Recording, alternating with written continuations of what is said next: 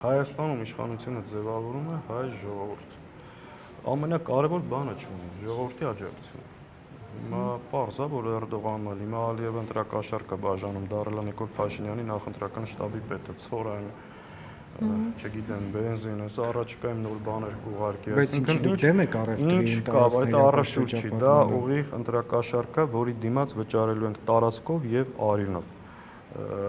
Այդ անելու են, բայց այստեղ խնդիրը հետեւյալն է, մեր ժողովուրդը ընդունելու է դա, թե ոչ,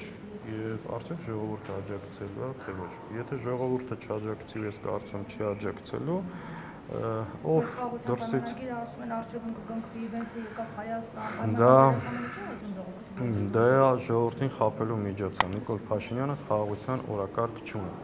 Ինգիա կառավարման 8 տարիների 5 տարիները շարունակ եղել են զիջումների, կորստի ու ողբերգության տարիներ,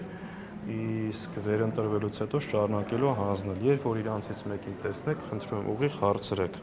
Այն որ ասել եք Հայաստանի տարածքում տիրապետության տակ կան ադրբեջանական տարածքներ, խոսքը ինչի մասին է։ Իսկ արդյոք պատրաստվում եք օրինակ Տիգրանաշենը հանձնել։ Մարդը ուղիղ հայտարարել է, չէ՞, եթե վերընտրվեն, հանձնելու են։